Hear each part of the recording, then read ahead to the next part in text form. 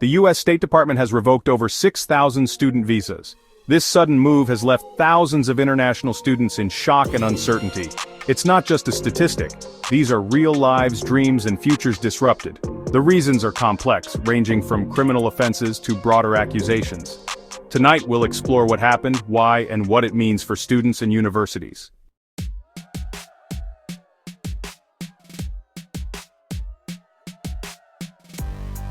Let's get into the specifics of what the government has told us. The State Department has been unusually direct in providing a breakdown of the revocations. They told the BBC that the vast majority of these actions were due to violations of U.S. law. This is the first layer of the onion. When we hear violations of law, it can mean many things. The department specified some of the most common offenses. These included assault, driving under the influence, which is commonly known as a DUI, and burglary. These are serious criminal acts, and it's understandable that they would have consequences for someone's visa status. It's a clear line: break the law, and you risk your stay. The numbers provided give us a clearer picture of this primary category. Out of the total of over 6,000 revoked visas, approximately 4,000 were canceled because the visa holders broke the law. This accounts for a significant portion, about 2/3 of the total. This suggests a focused effort to identify and remove non-citizens who have engaged in criminal activity. It's a policy that, on the surface, seems straightforward. The government is enforcing existing laws to ensure public safety. However, the sheer volume of these cases being processed at once raises questions about whether this is a routine enforcement action or part of a much larger, more coordinated strategy. However, the story doesn't end with DUIs and burglaries. There is another, more controversial reason cited by the State Department. They mentioned that between 200 and 300 visas were revoked for terrorism done under INA 3B. This is where things get significantly more complicated. INA 3B refers to a section of the Immigration and Nationality Act. This part of the law defines terrorist activity in very broad terms. It can include acts that endanger human life or violate U.S. law, but the interpretation can be wide-ranging. This vague definition has become a major point of contention and concern for civil liberties advocates and students alike. This support for terrorism category is particularly alarming because of its potential for broad application. The Trump administration, under which this crackdown is occurring, has previously targeted students for their political speech. Specifically, students who have participated in protests supporting Palestine have found themselves under scrutiny. The administration has argued that some of these protests have involved anti-Semitic behavior and has used this as a basis for investigation. This raises a critical question: where is the line between protected free speech and activity deemed as support for terrorism? It's a blurry line, and it seems thousands of students have just been pushed over it.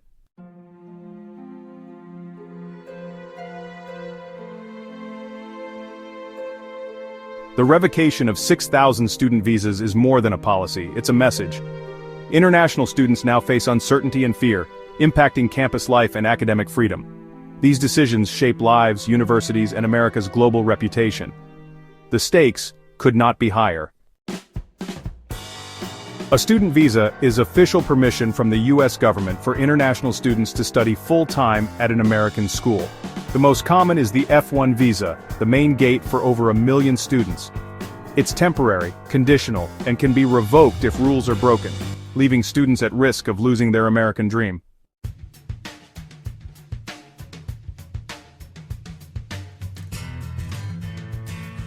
Applying for a U.S. student visa is a long, stressful process.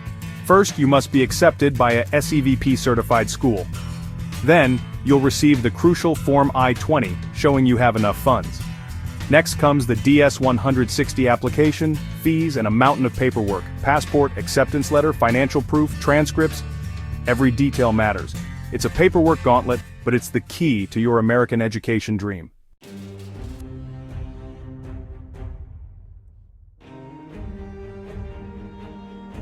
The student visa interview is the moment of truth. In just a few minutes, a consular officer decides if you're a genuine student or not. They'll ask about your university, plans after graduation, and ties to your home country. Answer confidently, your future depends on it. For those approved, it's the start of a new chapter and the realization of a dream.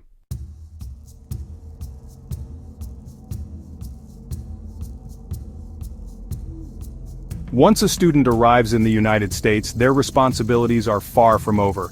In fact, they have just begun. Maintaining legal F1 visa status is an ongoing process that requires strict adherence to a complex set of rules. The most important rule is that they must remain a full-time student.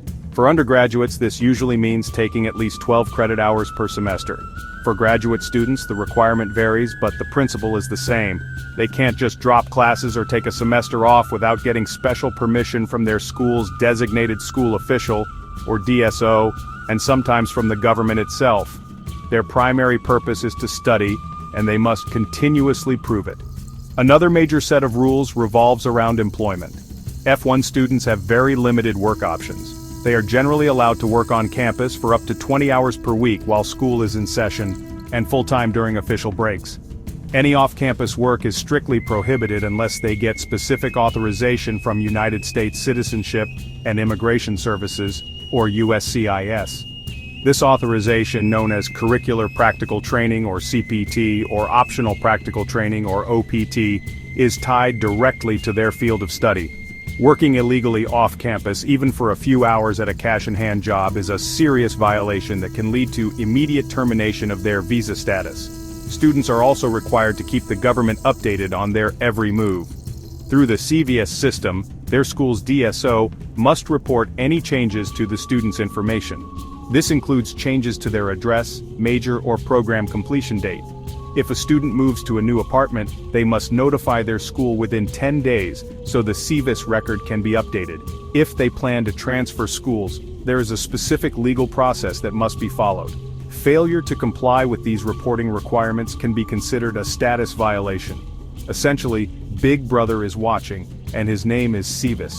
Finally, and most relevant to our story tonight, students must obey all local, state, and federal laws. This seems obvious, but the consequences are far more severe for a non-citizen. An offense like a DUI or shoplifting, which might result in a fine or probation for a United States citizen, can be a deportable offense for an international student. A criminal conviction can automatically trigger a visa revocation, regardless of the academic standing of the student. This is the precarious reality for F1 visa holders. They live under a microscope where one mistake, academic, administrative, or legal, can cause their entire world in the United States to come crashing down.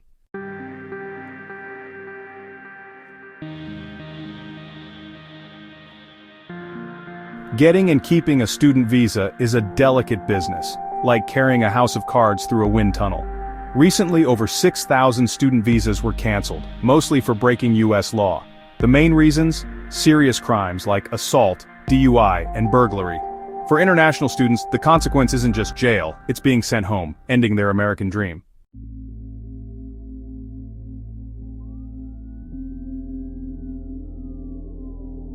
DUI, driving under the influence, is a common mistake in the US, but for international students, the consequences are anything but ordinary.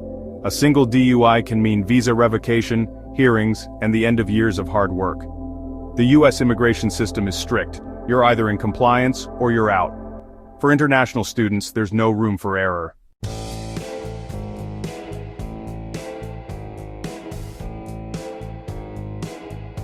Beyond DUIs, the State Department also specifically mentioned assault and burglary. These are not youthful indiscretions but serious crimes involving harm or the threat of harm to others or property. Conviction for these offenses means swift and severe immigration consequences, often immediate visa revocation and deportation. The student visa is a privilege, not a right. Committing a serious crime is seen as the ultimate violation. Sometimes a visa can be revoked based on an arrest alone, even before a verdict is reached. The process remains opaque, raising questions about due process and fairness.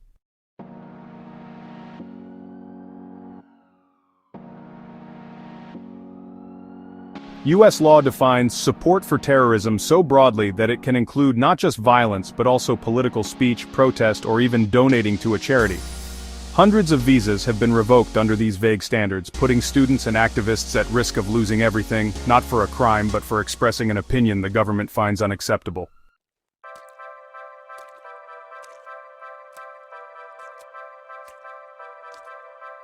Of over 6,000 revoked visas, about 1,700 were for other violations and overstays. These aren't always criminal acts, Often it's students missing paperwork, overstaying, or breaking complex F1 visa rules. Even small mistakes can mean losing your status. This crackdown shows the government is targeting not just criminals, but anyone who slips up in the maze of immigration regulations.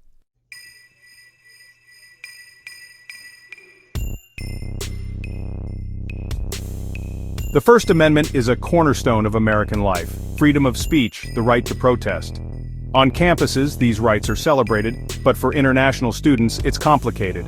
Their speech can have immigration consequences, making free expression a risk. Under recent policies, their right to protest is under more scrutiny than ever.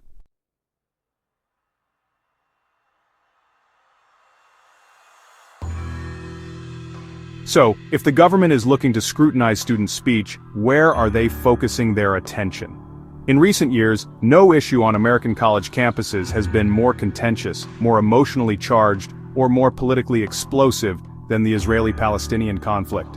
Protests in support of Palestine have become a common sight at universities across the country. Student groups like Students for Justice in Palestine, or SJP, have established chapters on hundreds of campuses, organizing demonstrations, speaker events, and campaigns for boycott, divestment, and sanctions, BDS, against Israel. This activism has become a central part of campus political life. But, this activism has also drawn intense opposition and scrutiny. Pro-Israel groups and conservative commentators have increasingly accused these student movements of crossing the line from legitimate political criticism of Israel into anti-Semitism.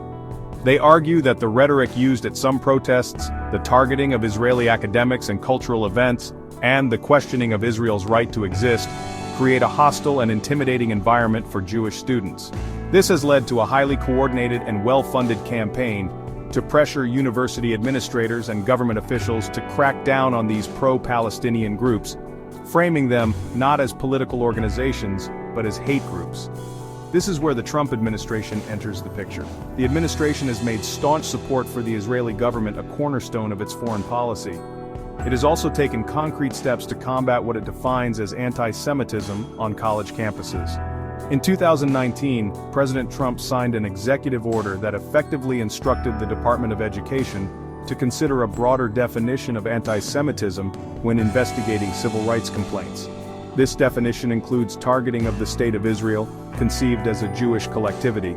This move was praised by some as a necessary tool to protect Jewish students, but criticized by others as a clear attempt to suppress criticism of Israeli government policies. This political climate creates the perfect storm for international students involved in this activism. They are participating in protests that are already under a microscope.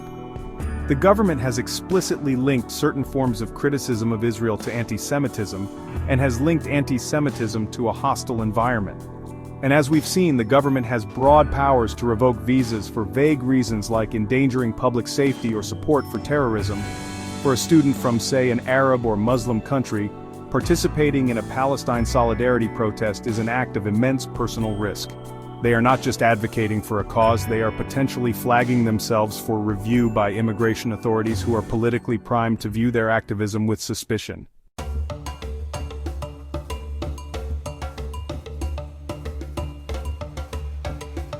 Where is the line between legitimate criticism of Israel and anti-Semitic hate speech? Jewish students point to real threats and harassment. Pro-Palestinian activists say their movement is about human rights, not hate. But new policies blur the distinction, making political speech risky, especially for international students. The lack of transparency leaves many wondering, what is protected speech and what could get you in trouble?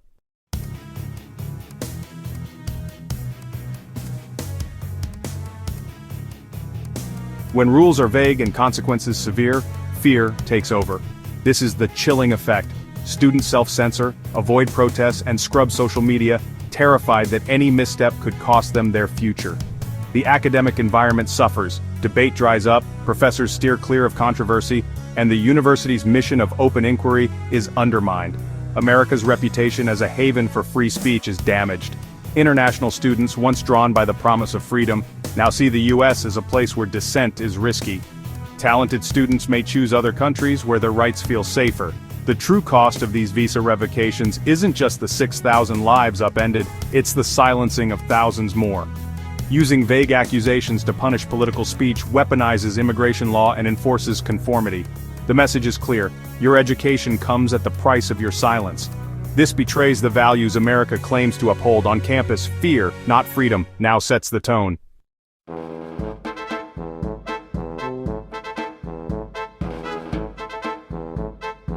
To understand the mass visa revocations, look to the Trump administration's America First doctrine, a hardline shift prioritizing citizens and restricting outsiders. From travel bans to family separations, the administration's record is clear: reduce non-citizen presence, legal or not. International students once valued are now scrutinized as security risks. The crackdown on student visas is no outlier. It's a logical extension of this policy. The message: the U.S. is less a melting pot, more a gated community.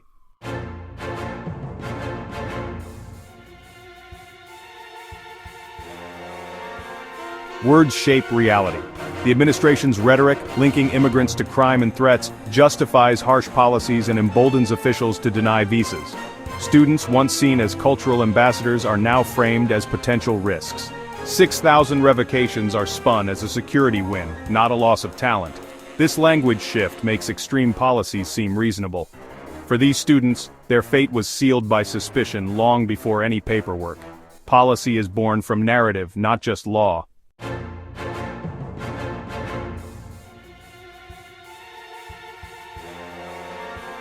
The administration broke down barriers between agencies, creating a dragnet.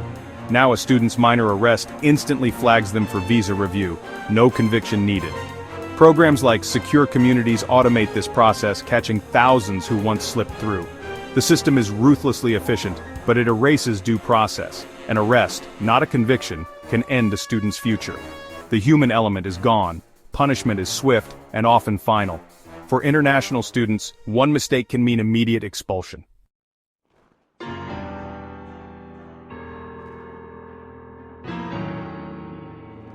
Immigration policy is now a political weapon. Announcing 6,000 visa revocations projects strength, energizes the base, and shifts headlines. The details, minor offenses, lack of due process, are lost in the spectacle. These actions justify even stricter rules, painting the whole system as flawed. Students' lives become props in a larger political drama. The real story is about power, not safety.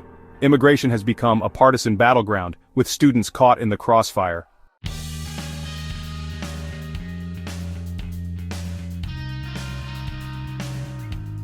For over 1 million international students, the rules have changed.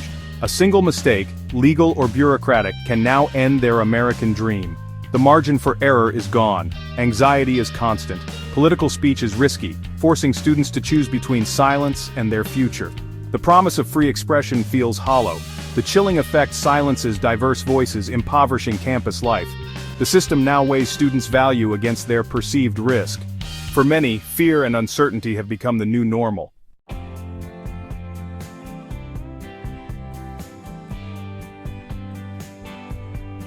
This situation isn't just a problem for students, it's a massive headache for American colleges and universities.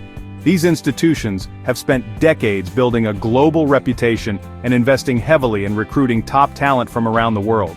International students are not just a welcome addition to campus diversity, they are a critical component of the entire higher education business model.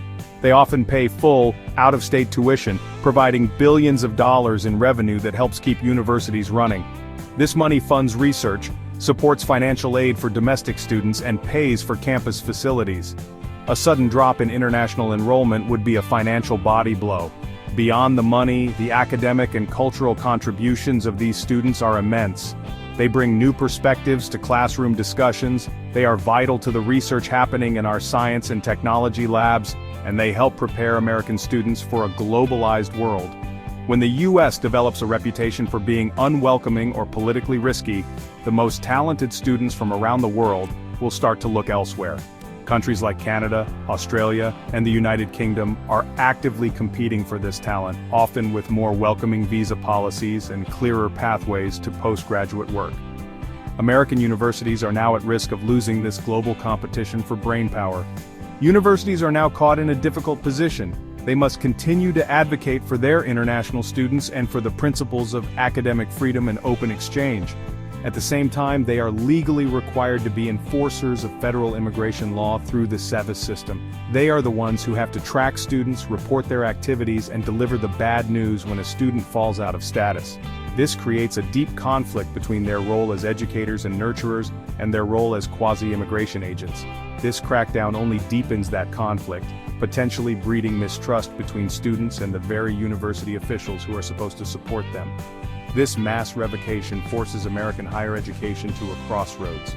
Do universities passively accept this new, harsher environment and simply warn their students to be more careful, or do they band together and use their considerable political and economic influence to push back against these policies? Do they lobby for clearer, fairer regulations, and for a return to a more welcoming stance on international education?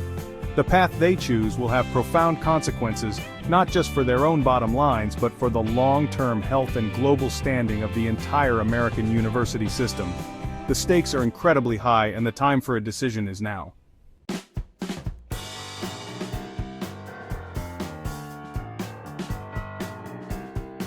The revocation of 6,000 student visas is more than a single event. It's a symbol of a crossroads for America. Will we close our doors or reaffirm our role as a global hub for education? The choice is ours. See international students as a threat or as an asset.